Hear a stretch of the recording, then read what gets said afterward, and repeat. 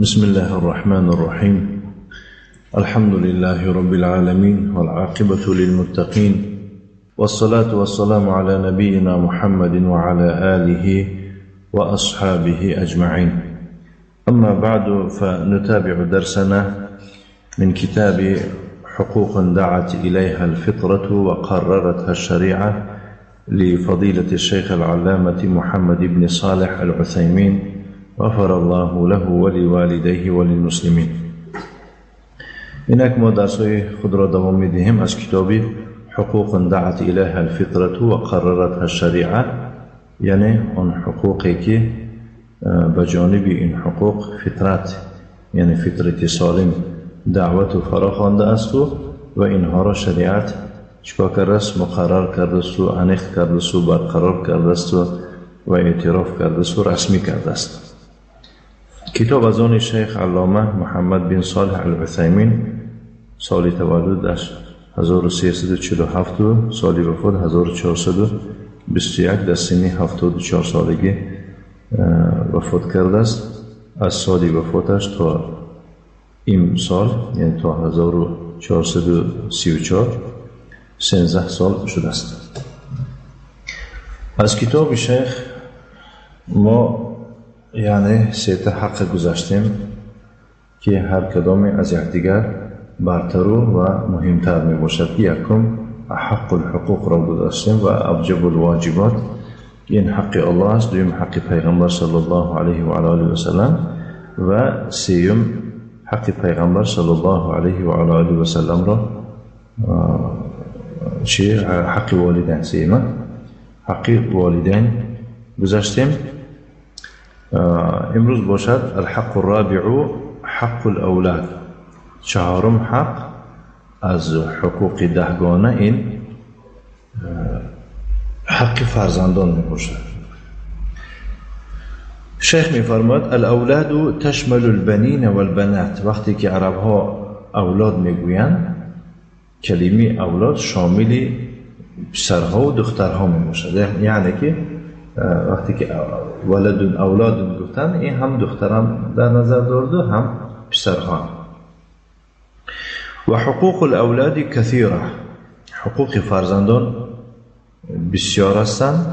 من اهمها تربیه، از همه مهمترین حق فرزندها این تربیه کردن است. مشکل در همین تربیه است. و هی اکنون تربیه فرزندان چی میشه؟ پولم توی گود دستش پول میپرتویه، خواشی باشه من انگلیسی میخوانم بود پولش میده رو خوندن گر، من کامپیوتری میخوانم. یعنی که پول میتن بعضی انسان ها باید بی کنترل میمونه. بچه چیکار کرده شده، در کجا میخواند، چی را انتخاب کرده است، این تربیه نیست. شیخ میفرماید که من اهمها تربیه، از همه مهمترین حقوق فرزندان بالای والدین این تربیه کردن اونها است. و هی مراد از تربیه چیست؟ یعنی در تربیه وقتی که تربیه میگن چی را فهمیده میشود؟ و هی تنمیه الدین والاخلاق فی نفوسهم، یعنی در ضمیر فرزندها، در درون فرزندها، در نفس فرزندها چیکار کردن؟ افزایش دین و اخلاق را به جا یا که برقرار کردن است. فهمیدید؟ یعنی جایگیر کنانیدنی یا که افزایش دین و اخلاق در نفس اونهاست. فهمیدید؟ یکم درجه از ناحیه دین و یارو تربیه میکنیم. این تربیه از اون خوردی سر میشود. تربیه فرزند، حتی بعضی علما میگویند که همه خیلی در اساس قرآن و حدیث میگویند که تربیه فرزند پیش از به دنیا نآمدن فرزند بشود. کسی که امیدوار فرزند صالح باشد باید که یکم وظیفه او خودش آباد شود، خودش باید آزاد شد. در اساس آیت از سوره تحریم الله تعالی میفرماید که یا ایها الذین آمنوا قوا انفسکم و اهلیکم نارا، ای کسانی که ایمان آوردید اول خودتونه بعد عائلتون از آتش دوزخ نگه داره. اول خودتونه، یعنی خودت تقوادار شد. دویم بعد اختیاری زن، یا که بگویم برای آینده فرزندها چیکار کنی؟ یک مربیه اختیار کنی. همین زنی صالح اختیار میکنی. بعد میلداری فرزند صالح میشوی. خودت صالح عائلت یعنی که صالح میشد. تو روز تا بیگه اگر در کارم که باشی این مادر بیاره قلن یعنی که دعای از خواب خستن، دعای به خواب رفتن، دعای به حاجت خانه درآمدن، از حاجت خانه برآمدن در وقت تناول طعام، بعد طعام و هکذا دیگه چیزا تربیت میکنن. فهمیدید؟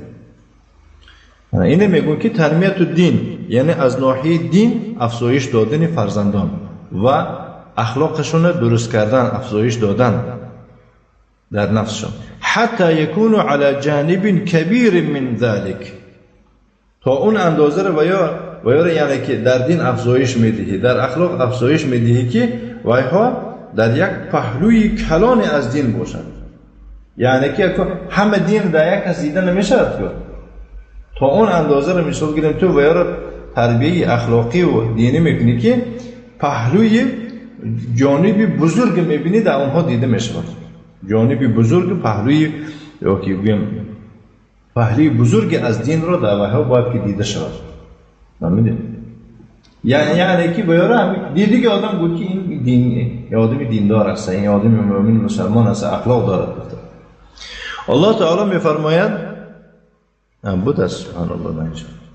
الله تعالی در سوره تحریم آیه 6 میفرماید یا ایها الذین آمنوا ای کسانی که ایمان آوردید قوا انفسکم ای جنبوا خودتون یک جانبه گیرید، یک طرفه گیرید و اهلیکم و عائلتون یک طرفه گیرید نارن از آتش وقودها حطبها هیزمی همون آتش الناس و مردم است و الحجارت و سنگ ها است. در دوام آیه میفرماید که علیها ملائکه غلاظ در اونجا با یعنی فرشته هایی هستن که غلاظ دغل درشت یکون رحم و شفقت ندارن. این ملیس های اینجا که در ملیس خانه میافتی با کم بیش چیکارش میکنی میگویی گپ زونش میکنی نه که در اونجا که الله تعالی تو در دوزخ پرتاخت اعوذ بالله یکون فرشته نیست که احوال تو رحمش بیاره چون که باید وظیفه‌شان میرسه الله را عاصی نمیشه بیاره. وقال النبي صلى الله عليه وعلى آله وسلم پیغمبر صلی الله علیه و آله و سلم در حدیث میفرماید کلکم راع و کلکم مسئول عن رعیته و الرجل راع فی اهله و مسئول عن رعیته. هر کدام شما به منزلی پاسبان است یا که گویم چوبان است. هر یک انسان به مانند چوبان است و هر کدام شما از زیر دستانش جواب میدهد. یعنی در زیر دست تو کی هی چی هی جواب میدی. و رجل مرد راعین سردار است فی اهلی در خانوادهش به شرط مرد باشد، مرد واقعی باشد و مسئول عن رعیته و از زیر دستانش جوابگیری کشیده می شود. فهمید؟ این حدیث اخرجه البخاری بخاری روایت میکند در کتاب جمعه باب الجمعه فی القرى والمدن یعنی که باب در بیان در دیه و در شهرها نماز جمعه خواندن با رقم همه خیر و مسلم در کتاب امارت گفته یعنی که همون پرویترستوی رهبریتی مهم خب دولت داری باب فضیلت الامام العادل درباره چی فضیلت و مرتبه امامی عادل و عقوبت الجائر و عقوبت شخص جفاکار و ظالم در همینجا مسلم روایت میکنه همین حدیثه. فالاولاد امانه فی عنق الوالدین اولاد یعنی فرزندها اینها امانت هستند در گردن والدین یعنی در عهده والدین اینها همچون امانت الله تعالی داده شد. امانت باید که خیانت نکنید حقشون با جان نآوردی خیانت کردگی میشه. مسئولانی عنهم یوم القیامه والدین هر دوشون در روز قیامت در پیش الله جواب میدن نسبت فرزندان. یعنی که مثال گیرم مثال اگر والدین سوال پیدا میشد که اگر والدین مثال گیریم آدمای خوب باشن و فرزندشون ناصالح شدنش ممکنه کی میگوید که مثال گیریم نوح پیغمبر در تربیت فرزندها کمبودی داشته بود ولی در آخر وقت پیغمبر پسرش کافر بود. اما خیلی وظیفه والدین طبق نشاندادی کتاب و سنت به جا آوردن خدمتشون، بعد از آن هدایت در دست پروردگاره، یعنی هدایت توفیق. و بتربیتهم التربیت الدینیه و بتربیتهم التربیت الدینیه والاخلاقیه. والدین در پیش الله در روز قیامت جواب میدهند نسبت تربیت دینی و اخلاقی فرزنداشون. و میده فرزندت از دین چی تربیت دادی؟ در اخلاق چی تربیت دادی؟ گفته میپرسنش. یخرج الوالدان من تبعت هذه الرعیه. میده یعنی ان همون وقت چه والدین از مسئولیت انمی رعیت چی میبراید، وقتی که همینه به جا بیارد. فهمیدید؟ و یصلح الاولاد و در نتیجه فرزندها صالح میشوند. فیکونوا قرة عین الابوین فی الدنیا والآخره، که در نتیجه فرزندها چی برقراری چشم والدین در دنیا و آخرت میشوند. اساسا همین کلمه قرة عین یعنی چه؟ آرامی چشم والدین میشه. آرام یعنی همین هر یک کس میدونه که وقتی بچه‌ش فرزندش ناتیج باشه از خونه برای دیگر تا خونه گشت آمده میشه، چشم خصوصا چشم مادر یعنی برقرار نیست، دائم همین در تریزه و در در و در همین ناراحته، همین نه جنبیده میشن، قرار نمیگیرن. چخیلی که الله تعالی در قرآن مثال موسی پیغمبر چیکار میکنم که در سوره طه باشه تعال کنم، میگه که باید آر وقتی که ما تو رو به مادر خودت برگردانیم که تقر عینها،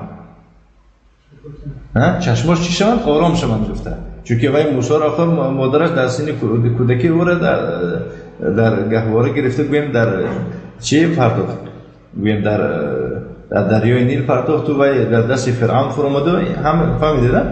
و سوره میگه که با کاری کردیم که تو را به مادر خودت برگرداندیم که تقر عینها، یعنی که چشم او آرام شود. مراد اساسا عموما گیره میگه معنای آرام شدن چشم والدین از آن عبارت است که خرسند شدن. فهمید؟ خرسند شدن. خرسندی والدین میشوند فرزندایی که تربیت دینی و اخلاقی را گرفته هستند، هم در دنیا هم در آخرت. یقول الله تعالی، الله تعالی میفرماید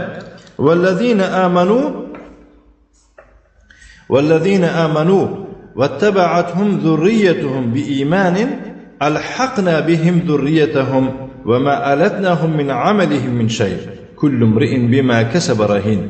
در این آیت الله سبحانه و تعالی یعنی فرزندا، کسی که خواه امیدوار باشد که فرزنداش خیلی هر یک کس میخواهد که زن و فرزندش هم یک جایی باشند در دنیا. اگر در آخرت کسی خواهد باید که اینمی آیت خواند و طبق می آیت عمل کند. میفرماید که والذین آمنوا، و کسانی که ایمان آوردند، و تبعتهم ذریتهم، و ذریتشان و یا را پیروی کردند یا که از پسی و یا رفتند، بی ایمان یعنی بالایمان و العمل الصالح، یعنی کدام انسانهایی که خودشان مؤمنی واقعی هستند، زن و فرزندشان گفتی والدینشون به جا میبرند، یعنی هم ایمان میارن رنگ والدینشون و العمل الصالح و عمل صالح میکنن. چون که وقتی که ایمان اومد، این ما میفهمیم که روی نقطه نظری عقیده اهل سنت و جماعت ایمان چی میشود؟ اعتقاد میشود و قول میشود و عمل میشود. هم خیلی انا چونین کسانی که ایمان آوردن و در ایمانشون در عمل صالحشون ذریتشون پیروی اونها باشند، الحقنا بهم، ما اونها را یک جای میکنیم. ای رفعناهم معهم في منزلة في الجنة. الحقنا بهم ذریتهم معناش که یعنی ما ذریتشون قطعی و یا میمونه، میگود یک جایی میکنیم. میگود در جنت چی مرتبه برای والدین دادگی باشیم، ذریتشون هم خیلی مرتبه میتیم. خلاصه یعنی در جنت و یا جدا نمیکنه، میگود در قیامت. فهمیدید؟ اگر به شرطی که با والدین مسکین خودشون مرتبه داشته باشن. مشکلی در آن است که آیا همین والدین خودش اساسا مرتبه دار هسته که با فرزندا چی قطعی اون والدین شوند. برای خاطر همین یکم درجه همون آیت بالا ده سوره تحریم یا ایها الذین آمنوا قوا انفسکم، اول خودتون تیار کنید که صاحبی مرتبه شوید در جنت. الحق نبیم دوریتون و ما علتناهم من عملهم من شیء، از عمل کردگیشون یگان چیز کاسته نمیگردونیم. ای من ثواب عملهم، کسی که ثواب عملی یعنی عمل کردگی است هیچ نمیشود که در روز قیامت بیند که عملش پوچه باشد، به شرطی که یگون شرک و یگون خرافات و حبته نکردگی باشد. اگر مراد از قول الله سبحانه و تعالی و ما علتناهم من عملهم من شیء، یعنی از عملی ویها یگان چیز ما کاسته و کم نمیگردونیم، یعنی از ثواب کمشو نمیگردونیم، ثوابشو میتیم. کل امرئ بما کسب رهین، هر یک انسان به کسبی کردگیش، کسب بما عمل، هر یک انسان به عملی کردگیش گروگان است. هر یک انسان به عملی کردگیش رهین، رهین گفتن ای مرتهینون، یعنی گروگان است به عملی کردگیش، یعنی مرتهینون یؤخذ بالشر و یجازى بالخیر. اگر کاری گنده کردگی باشد جزای بدش میبیند و کاری نیک کردگی باشه جزای نیکش میگیرد. برای این کل امرئ بما کسب رهین معناش اینه که هر یک انسان به عملی کردگی جزاش میگیرد، عملش یک گروگان او هستند. اینجا گفته است که و علتناهم ای نقصناهم، یعنی ما عملی ویها را از ثواب یگان چیز چیکار نمیکنیم؟ نقصان نمیگنیم، کاسته، یعنی گفتم کم نمیگردونیم. و یقول النبی صلی الله علیه و آله و سلم، پیغمبر صلی الله علیه و آله و سلم چنین میفرماید اذا مات ابن آدم انقطع عمله الا من ثلاث، صدقة جارية او علم ينتفع به من بعده او ولد صالح يدعو له. اخرجه مسلم کتاب الوصیة باب ما یلحق الانسان من الثواب بعد وفاته. خلاص پیغمبر صلی الله علیه و آله و سلم در این حدیثی که مسلم رو روایت میکند میفرماید که وقتی که فرزند آدم میرد عملش قطع میگردد، یعنی انسان مرد تمام دیوان اعمالش محکم میشود، دیگه به نام او یک چیز نوشته نمیشه. آدمی زنده عمل میکند، گام میزند، این میکند و میکند، یا ثواب نوشته میشه یا عذاب نوشته میشه. وقتی فرزند آدم مرد تمام پاپکی او چی میشه؟ محکم میشه، دیگه نه ثوابش مینویسن نه عذابش مینویسن. الا من ثلاث، استثناء میکنند مگر از سه چیز. فهمیدید؟ اگر همین سه چیز باشد اگر مردگی هست لیکن در نامه اعمالش رفتن میگیره ثوابش، یعنی در شرط هوای رفتن میگیره حسابی او. صدقه جاریه، اگر پیش از مردنش یکون صدقه جاری کردگی باشد. صدقه جاری چی میشود؟ صدقه جاریه یک جان در مسجد پوشیده است، یا که برای طالب علم ها کتاب قرآن گرفته است، کتابای سنت گرفته است، یا که راه آباد کرده است، یا که بگیم پول راست کرده است، یعنی که کوپرک. نه اینا صدقه جاری. صدقه جاری این نیست که بعضی احمقا چیکار کردن؟ پول کار کردن در روسیه، ما صدقه جاری میکنیم، گفته رفته مزارا را آباد کردیم. این طرف اشتنه و نقل میکنم بعضی اون مزارا سنگاشون بیزه بوده است، اومده چیکار مقبره ها را زیبا کردن و دعا از مصفتا دعا گفت. این صدقه جاری نیست، این ایجاد کردنی یا که برقرار کردن شرک است با او را، یعنی که هوس مردم زیاد کردن است. چقدر آخه یک جا زیبا شود همه قدر دلکشی مردم می شود. انا میخل صدقه جاریه یعنی که گم شدگی است، گم کردیم مردم. اگر صدقه جاری واقع کرده باشد در دیوان اعمالش رفتن میده. او علم ينتفع به، یا که بعد سر خودش یک علمی فایده آور ماندگی است. من بعده یک کسی تعلیم قرآن داده است و یک کسی تعلیم حدیث داده، بعد مردنش همون انسانی که تعلیم گرفته از وی کسی را درس میدهد چی عملی میکند ثواب به اون میام رفتن میکند. از ثواب این گرفته برای وی معلم داده نمیشود، برای وی الهیده داده میشود. همین طلبه طبق قرآن حدیثی که درس گرفته از شیخش چه خیلی عمل کند، شیخش هم خیلی عمل گرفته میده اگر یک کس باشه. و مبادا که اگر صدها طلبه ها دارن شیخ، سبحان الله چقدر ثواب. ولد صالح، یا که بعد سر خودش یک فرزند صالح مونده که یدعو له، فهمیدید؟ در حق والدینش چیکار منه دعا میکنه، دعای صالح میکنه که له امرسه علی ناموسه به فایده والدینش دعا میکنه. اللهم اغفر لی و لوالدی ورحمهما کما ربیانی صغیرا میگوید پروردگارا من مغفرت بکن و گناهی والدین من مغفرت بکن که و من در خردسالی تربیت کردم میگو. اگر دو ندارم با بچه انگلیسی دیگر دیگر چی میگونه؟ اوتیزیانه میگو چی میگو؟ اوتیزیانه. سبحان الله. در پیش والدین به دست چم بچه کلونه حسنه. یا وقتی ما دوره تشکیل کردیم در شهر تومین روسیه، بچه های مله ها رو آوردیم. قسم بچه های مله های امام خطیب امام ها و قوری های ازبکستان و مسلمانی محلی تترها. باور کنید افخود خوردن نمیتونن، طعام خوردن نمیتونن، طعام خوردن نمیتونن. بسم الله تا دستون شپه نگیریم بسم الله نمیگیم. دعای بعدی طعام نمیدونن. حاجت خانه رفتن چه خطارت کردن، چه یعنی قضای حاجت کردن یگون چیز نمیدونن بیچاره. یکی پدرها حافظ قاری بیزنسمن یعنی که مردم حج میبرن. همه خیلی انسان ها پره باور میکنید. فهذا من ثمرة تأدیب الولد. انا همین از ثمره، از میوه، از نتیجه آداب دادن فرزند میشد. فرزندت آداب دادی صالح میشه و صالح که شد در حق تو دعا میکنه. اذا تربى تربیتا صالحه، به شرطی که تربیه صالحه گرفتگی باشد. ان یکون نافعا لوالدیه حتی بعد الممات. چنین فرزند فایده میرساند است برای والدینش حتی بعد مردن هم فایده میرساند. ولی در زنده بودن که مثال گیریم که فایده باشه، بعد مردن فایده برسه. ولقد استهان كثير من الوالدين بهذا الحق. واقعا بسیار والدین در همین حق بی اهمیتی کردند. ولقد استهین و استهانتن یعنی بی پرواگی کردن. بسیار والدین هستند که نسبت انمی حق بی اهمیتی و بی پرواگی کردن. فاضاعوا اولادهم و نسوهم. فرزنداشون گم کردن و فراموش کردن. یعنی بنام فرزنددار هستن لیکن اینا رو میبینید و یا رو میبینید دیگه هستن. که لا مسئولیت لهم علیهم.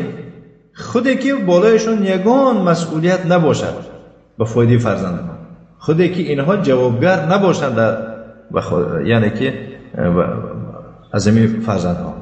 لا يسألون أين ذهبوا. مثلا نمیپرسن که کجا رفتن بچه‌شون. ولا متى جاءوا. کی آمدن پروا نداره. مثل هر یک بینیتش میبینیتش ساعت 2 شب اومده، 3 شب اومده، در کجا بود، چی کار میکرد پروا نداره. با خصوصا اگر اون بچه در طرفای غرب اگر کلونش تعلیم دموکراتی رو گرفته باشد، باید میگه دو پوپسه من صاحب پاسپورت دارم میگم، من جواب من شناسنامه دارم، من صاحب حقوق هستم، چیکار کنم کردم میگم. تمام. گفته تاجیکا قند بزنه بعد چیکار کنم؟ قند تخوره گرم زن که بچه کنه. فهمیدید؟ ولا من اصدقائهم. نمیپرسن که دوستاشون کی هستن و اصحابهم هم نشیناشون کی هستن، نمیپرسن. ولا یوجهونهم الی خیر. به یگان خیر فرزنداشون متوجه هم نمیکنن، راهنشونی هم نمیکنن. آخه خودش بیچاره والدین به خیر شناس باشد که به خیر چیکارش کنن؟ متوجه میکنه، در راهنماییش میکنه. ولا ینهونهم عن شر.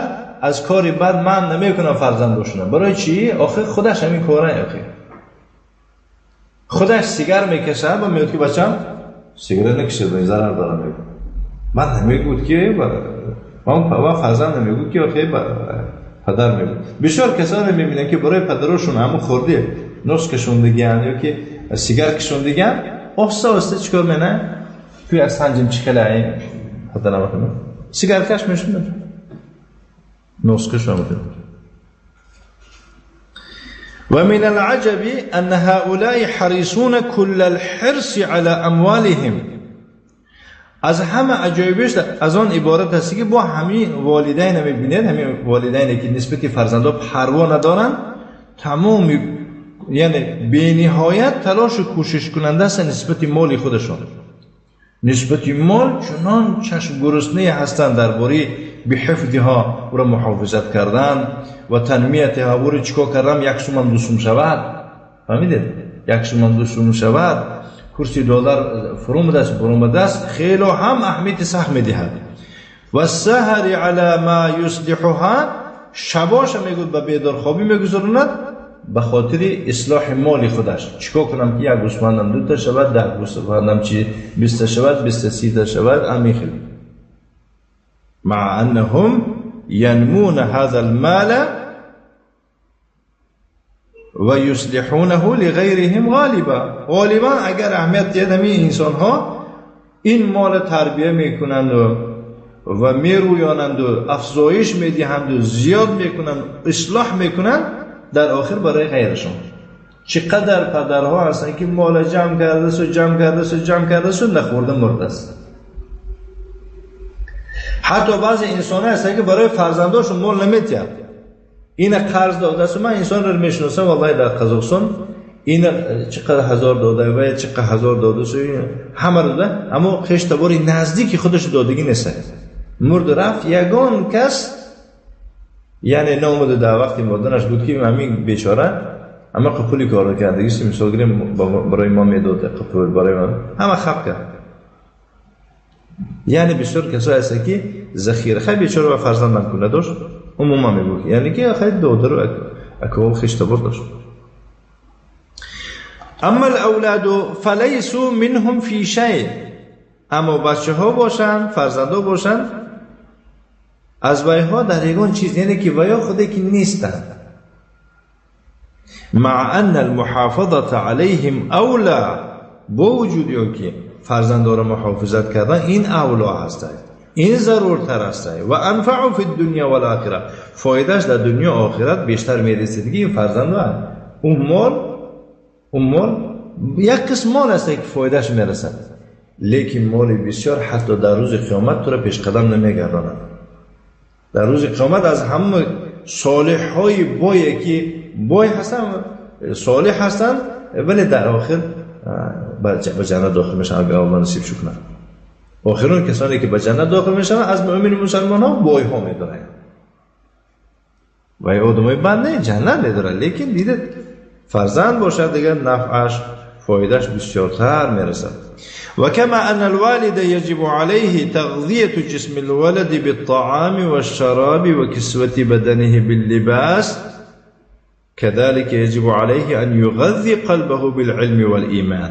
نگاه چه خیلی که میگود واجبه بر پدر بر والدین گویم غذای جسمی فرزند، یعنی که فرزندش چیکار کردن جسمش به غذا تامین کردن، به طعام بخوراندن و نوشانیدن و کسوتی بدنه باللباس و بدنش به لباس پوشانیدن واجبه که به والدین. همچنین واجبه بر والد یعنی به پدر ان یغذی قلبه بالعلم والایمان، یعنی قلبش با علم و ایمان چیکار کند؟ غذا بخش کند. فهمیدید؟ خوراند یعنی که به اون متوجه بگیم. و یکسو روحه بلباس التقوى، فهمیدید؟ و باید که روح فرزندش به لباس تقوا چیکار کند؟ پوشاند. فذلك خیر، همین است خوبی در همین است.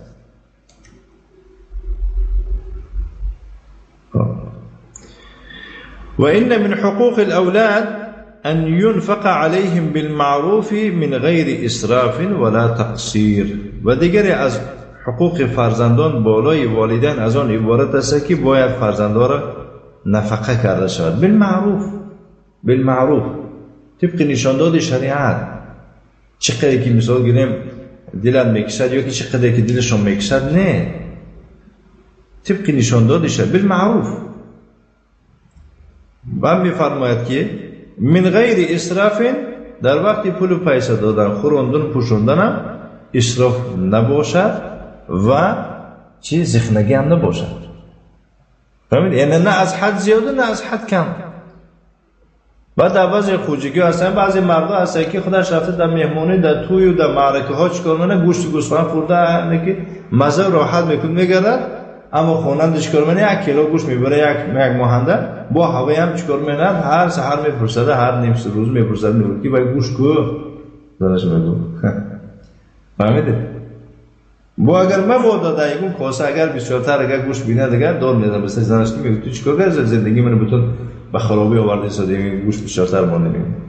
همه خیلی انسان هست و خیلی شک من نقل کردم بعضی انسان ها یک گوسفند اگر در عید قربان کشته دیگر تا عید قربان آینده میستن. فهمیدید؟ این معنا نداره که این کس اسراف نکرده است، این کس تقصیر کرده است، نقصان کرده است، زخنگی بخیلی کرده است. فهمیدید؟ والله سبحان الله همین خیلی سالها واقعا هسته خودش، یعنی که در استالوی و در یعنی آشخانه در توی معرکه ها میخورده میگردد، پروای زن و فرزند نداره. وقتی که دارم خیلی خصوصا همون کسایی میگم که آیلاشون در همین خیلی وضعیت ها میگذارن، چقدر در گلش میگذارد الله اعلم. لأن با بعضی انسان ها هستن که سبحان الله بعضی انسان ها از حد میگذارن. من واقعا یک انسان دیدم یک جو معرکه نشسته نمیخورد در معرکه، چی میگه که وای فرزندای من نخوردی سن در همین حالت من امرو در آخر باخنده واسه زن فرزند هم گیری بیار. بعضی انسان ها از حد میگذارن، یعنی که تماما یعنی که بگم که این غلو میکنن. با یک سری دیگر دیدم چیکار میکنن، هر چیزی که خوردی ساده در یک کاغذ و در یک چیز گرفته الهی در کیسه گذاشته. اینا چی میگه که عدالت شود تو برای زن فرزندان ما میبونه. انا عدالت می آوردیشون لأن ذلك من واجب اولاده علیه، چون که انمین فرزندان را طبق نشانداد شریعت خورانیدن و پوشانیدن، اسراف نکردن و از حد گذری نکردن، غلو نکردن، این واجب فرزندایی یا که بگیم مسئولیت فرزنده است بالای پدر. و من شکر نعمت الله علیه، این یکی از شکر سپاسگزاری کردن نعمت الله است بالای پدر، بما اعطاه نسبت اون چیزی که الله به او داده من المال مالش داده. و کیف یمنعهم المال فی حیاته و یبخل علیهم به لیجمعه لهم فیأخذونه قهرا بعد مماته. شیخ میفرماد که چی خیل میگود که از پول و پیسه زن و فرزنداش چیکار میکند؟ منع میکند در وقتی زنده بودنش. یعنی با کدوم آبرو تو زنده هستی که ویاره منع میکنی و بخیلی میکنی و یاره هیچی نمیتی، قدری در کارشون نمیتی، برای خاطر مال جمع میکنی لیجمعه لهم، برای خاطری که ویاره همون پول و پیسه رو جمع کردن برایشون و میگیرن تشخیر آخر فیخودونو میگیرن او را، همون پول و پیسه رو مالات میگیرن قهرن بعد ماتی، با غضب و با قهر، یعنی که خواهیرم و نخواهیرم بعد مردن میگیرن. بکن بعضی والدین اگر داشته باشن حتی لو بخل علیهم بما یجب فلهم ان یأخذوا من ماله، حتی اگر چنده که با فرزنداش بخیلی کنه دو بما یجب لهم، بما یجب یعنی که یک چیزی واجب است باید که خوراند پوشاند لیکن نمیگیرد برای فرزنداش، فلهم ان یأخذوا من ماله، و یا حق دارن که از مالش از مال پدر گیرن. فهمیدید؟ ما یکفیهم بالمعروف، چقدر که در اساس شریعت برایشون کفایت میکنه، خیلی حد زیاد. کما افتا بذلك رسول الله صلی الله علیه و آله و سلم، چقدر که در این مورد پیغمبر صلی الله علیه و سلم فتوا داده است که را هند بنت عتبه رضی الله عنها، هند دختر عتبه را پیغمبر صلی الله علیه و سلم فتوا دادن. اومد گفت که یا رسول الله، گفت فلانه، گفت این شوهرش شد با برای فرزندای خودش چنین کفایت نمیتد، پول پیسه یا که نمیخوراند دوی محکم و من حق دارم یعنی که گیرم بچه‌ش خورونم، باید گفتن گیر. فهمیدید؟ و من حقوق الاولاد ان لا يفضل احدا منهم على احد. و دیگر از حقوق فرزندان از آن عبارت است که نباید که یک فرزندش نسبت دیگر فرزنداش برتر دانند. شعر من همین همین تو روبا هستی میگه. شعر من فقط همین است میگه، دیگه همت میگه شغال و روبا است. برای میشه تعریف. فی العطایا والهبات، در عطا کردن و در تحفه و در هبه گفتن اصلا همین چیزی که من دارم، همین جهازایی که دارم همین برای این بچه کلانه میگوده. نباید میگو در تحفه و در بخشیدن و در عطا کردن در یگون چیز یک تشه از دیگرو چی برتر کرده شود. فلا یعطی بعد اولاده شیئا، دیگه فرزندوش نمیتید هیچ چیز. و یحرم الاخرین، دیگراش چیکار میکند؟ محروم میکند. این خیلی نکند. فإن ذلك من الجور والظلم، انمی کار کردن جور و ستم و ظلم است میگوید. اگر کسی یک فرزندش نسبت به دیگر فرزنداش چیکار کند؟ برتر داند، این چی میشود؟ جور و ظلم میشود. حتی اگر گفت که پسرها هم از دختران این اولاد سن بود، دیگه اینم ظلم میشود. والله لا يحب الظالمین، وقتی که تو در خانه خودت که ظلم کردی، الله تو در قطاری ظالم ها محسوبت. ظالم که شدی دوست نمیدارد الله ظالم ها را دوست نمیدارد. ولأن ذلك يؤدي الى تنفير المحرومین، انمی کاری تو به چی میآورد؟ به نفرت کردن محروم شدگان میآورد. انمونه که تو محروم شو کردی، اون بچه که تو شعرش گفتی در نظر اون دیگرها بچی و روباه میتوبد دیگه و شغال میتوبد، پدرش میتوبد. فهمیده؟ برای خاطر همین یه سببگار مو والدین میشود. یک بچه چیکار میکنه؟ فرزندش برتر دونسته، اون محروم شد دیگه چیکار به نظری بد خنوق نگاه منم. و حدوث العداوه بینهم، این کار به چی میآورد؟ به روی دادن عداوت، دشمنی بین فرزندها میشد. و بین الموهوبین، و بین همون کسانی که چه به اونها هدیه بخشیدگی است، هیبه دادگی است، تحفه دادگی است. بل ربما تكون العداوه بین المحرومین و بین آبائهم، حتی میگوید میشود که عداوت پیدا میشد بین کسانی که محروم شدگی هستند و بین پدراشون. فهمیدین؟ این دادای آدم خوب نیست. میگوید این پدر من انسان خوب نیست. میگوید اما یه حرکات داشتیم هویه مقامه خورون میپوشوندن مقدر برای و این میخریدیم، ما رو هیچی نمیکن. همه خیلی انسان هستن که پدراشون حتی بعدی مردن، بعدی مردن پدراشون هم چیکار منم تنقید میکنن فرزندا، چون که ظلم کرده ساخته در حقشون. و بعض الناس يتميز احد نشدس و بعض الناس يتميز احد من اولاده عن الاخرين بالبر والعطف على والديه. بعضی انسان هستن که یکی از فرزنداش از دیگه فرزنداش فرق میکنه نسبت به چی؟ این احسان کردن، مهربانی کردن به والدینش.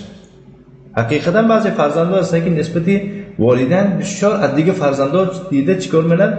مهربان و دائم احوال پدر مادر پرسیده میستد و دائم دستی مدد دراز میکنن.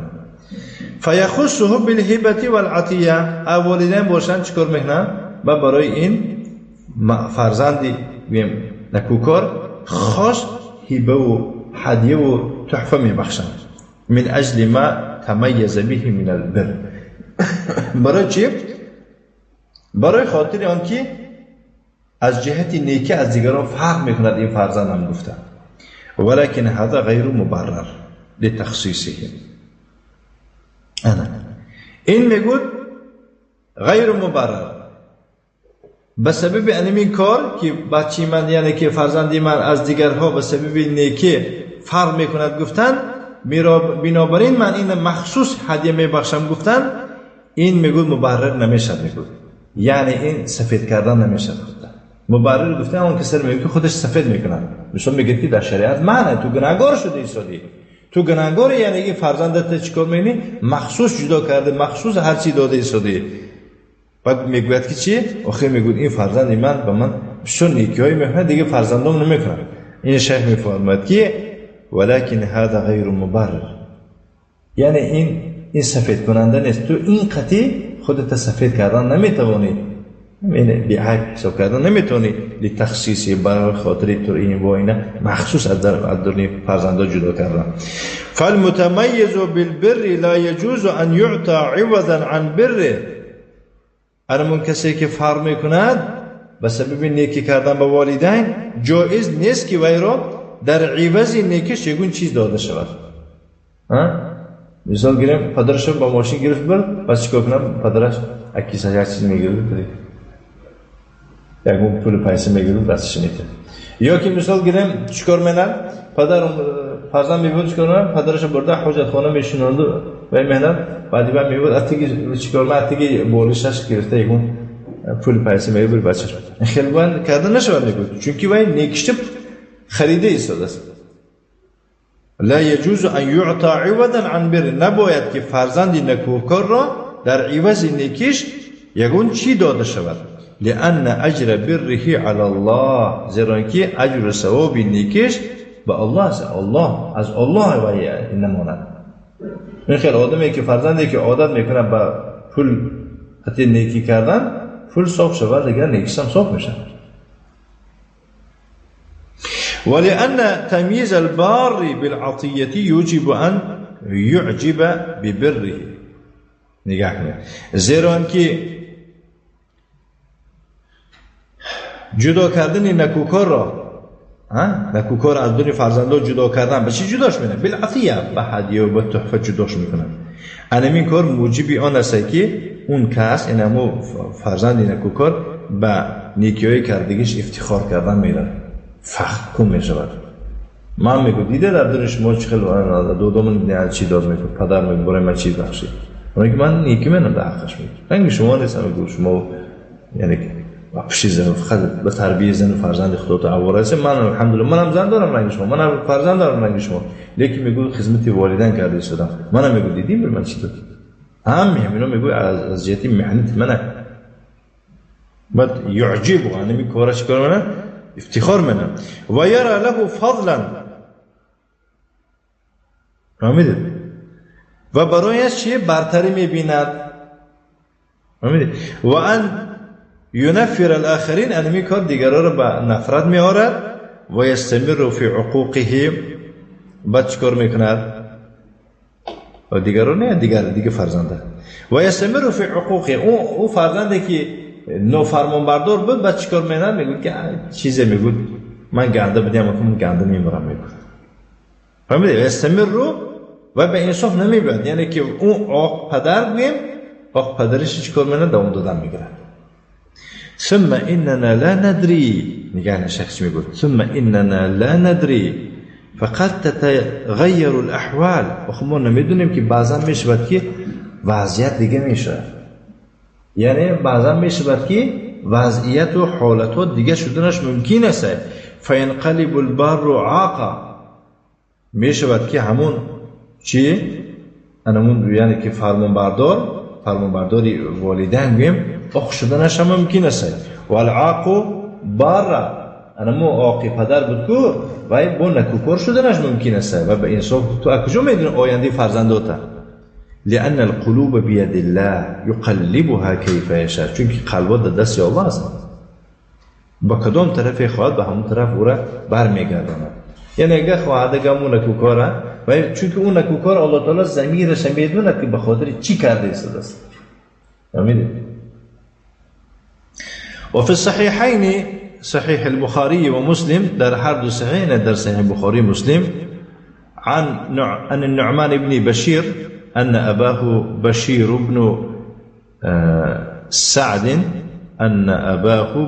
بن سعد وهبه غلاما فأخبر النبي صلى الله عليه وآله وسلم بذلك. یعنی در هر دو صحیح آمده است روایت میکنه از نعمان ابن بشیر که پدری همون نعمان که نامش بشیر ابن سعد بود با نعمان یک غلام داد، یعنی برای پسرش چیکار کرد؟ یک غلام بخشید، غلام هدیه برید. و خبر کرد پیغمبر صلی الله علیه و سلم رو به همین، یعنی گفت که یا رسول الله من برای پسرم نعمان چیکار کردم؟ یک غلام دادم. چیکار کرد؟ چطور شد؟ ناز کردم. فقال النبي صلی الله علیه و آله و سلم، پیغمبر صلی الله علیه و سلم چی فرمود که اکل ولدک نحلته مثل هذا، همه فرزندات همه خیل تحفه بخشیدی؟ یعنی چند فرزند داری همش یکی غلام دادی یا که فقط همین دادی یک غلام؟ فقال لا، گفت که نه.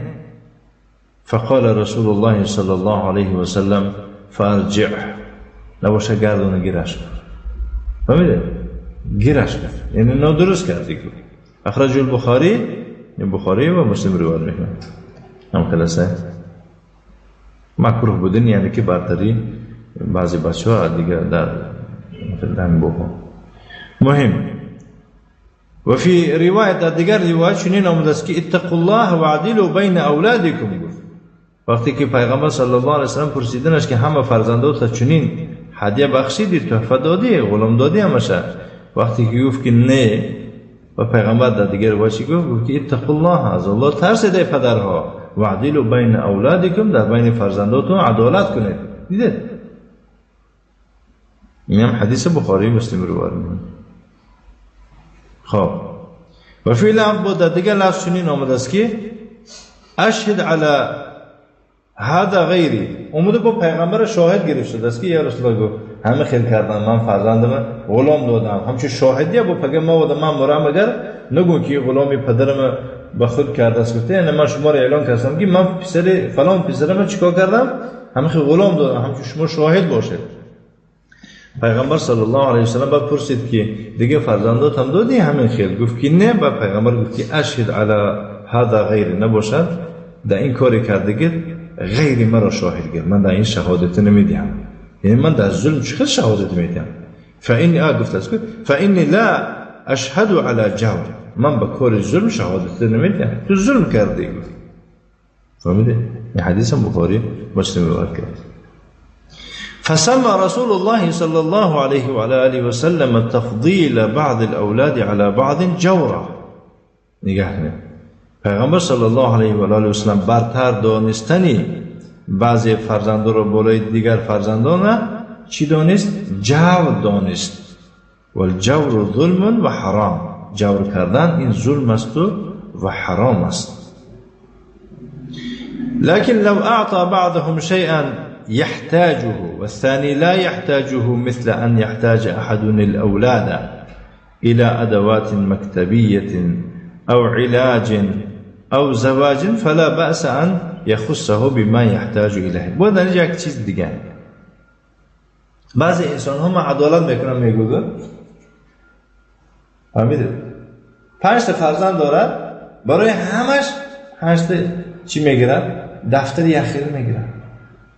خانم میگه و بیچاره دختر چش میگه که دادا من دفتر در کار نمی، برای من همون موبندک در کار بود، من کارم نیست، این عدالت کردم، من دفتر گرفتم.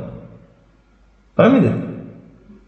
یا که برای همه قلم میگیره، یک پسر چش میگه که پدر آخه من قلم دارم، حاجت نداره، برای من خط کنک در کار بود. میگه یگو وقت دیگه اینو عدالت میشه گفت.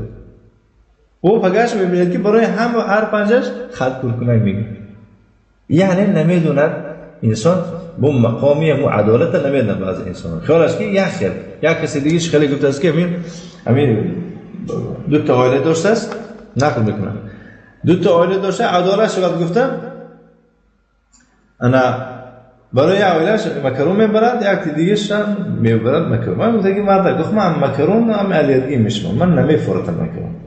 واسه این عدالت میشه، من برای من عائله مکرون بردم، باید حتما تو مکرون خرید.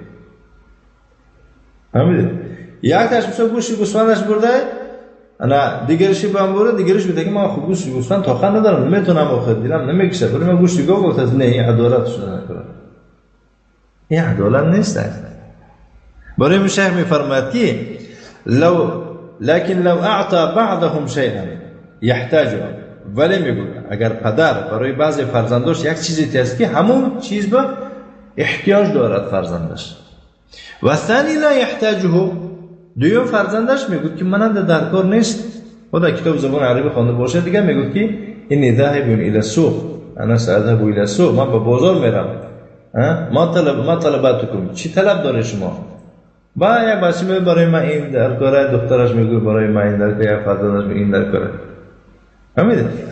مثل ان يحتاج احد الاولاد، برای مثال یک فرزند از فرزنداش احتیاج به چی دارد؟ ادوات مکتبیه، یعنی چیزی چورایی، چی کتابخانه، برای مثال یک قلم در کار روز کرده، او علاج، یا که مثلا یک چیزی علاج طبابتی در کار است، برای من دارو در کاره، برای من این در کاره. او زواج یکتش میگه که پدر همه چیز ضرور بر من زن گرفتن نمیگه، نه ممکن نه زن گرفتنی تو حال دیگر را استادی هم میگه، نمیشه. فلا بأس ان یخصه بما یحتاج الیه، در این حین میگه یعنی هیچ گپ ندارد، بوکه ندارد، موافق به حاجتش باید خواست بگیرد. یعنی این بچه هم زن میخواسته، من همین زن میتونم، هیچ گپ ندارد، یعنی که باید دیگر رو زن نتید، همین محتاجش بود. لأن هذا تخصیص من اجل الحاجه، زیرا اینکه این خواست گرفتن را مینامند خواست گرفتن به خاطر احتیاج. یک کس به حاجتش خواست گرفتن ممکنه، فیکونو که نفقه، اینم در قطار نفقه داخل میشه. و متى قام الوالد بما يجب عليه للولد من التربیه والنفقه، کی وقتی که والدین یا که پدر بگیم در عهده چی که واجب است نسبت فرزند همچون تربیه و نفقه همین به جا بیارد، فانه حری ان یوفق الولد، امیدوار هسته که یا که لایق است که فرزند توفیق داده شود. وقتی این وظیفه خودش برای فرزنداش در پیش فرزنداش به جا بیارند، انمو فرزندندم چی امیدوار هسته که یعنی امید است که به فرزند توفیق داده شود للقیام ببر والدیه، چیکار کردن به جا آوردن نیکویی پدر و مادرش و مراعات حقوقه و رعایت کردن حق والدینش.